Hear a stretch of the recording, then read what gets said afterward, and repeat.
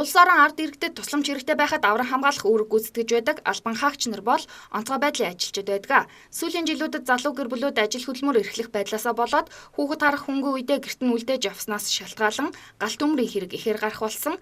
Тэгвэл онцгой байдлын үед тусламж үйлчилгээ үзүүлдэг аврах ангийн албан хаагч нарын ажлын байранд шаардлагатай байсан тоног төхөөрөмжийг Чингэлтэй дүүргийн засаг даргын тамгын газраас шийдвэрлэж өгчээ. Чингэлтэй дүүргийн иргэдийн төлөөлөгчдийн хурал засаг дарга Түүний тамгын газраас энэ 2015 онд онцгой байдлынхаа хэлтс аврах галуунтрах ангийнхаа хамт олонд үүрэг гүйцэтгэх байдааны бэлэн байдлын төвшин дээшлүүлэх зорилгоор төсөвтөө 100 сая төгрөгийн өртөг бүхий тоног төхөөрөмж техник хэрэгсэл авч өгөхөөр суулгасан юм байна.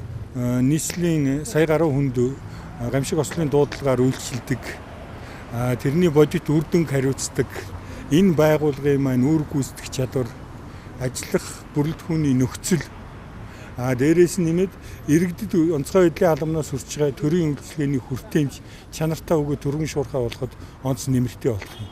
Ялангуяа туулц чадвар сайтай энэ машин дээр бол ой хэрийн болон онцгой нөхцөл ославаараа үед хэрэглэгдэх бүх тоног төхөөрөмжөө суйрлагдана. Зарим нэгэн улсын нийслэлтэй харьцуулбал манай улсын нийслэл харьцангуй бага хүн амтай байдаг ч хөдөөнөөс хотод төвлөрч байгаа иргэдийн тоо нэмэгдснээр цахилгаан хэрэглээг зөв бүс хэрэглэх болгоомжгүй байдлаасаа гал алдах зэрэг тохиолдол нь гал гарах үндсэн шалтгаан гэж үзээд байгаа юм.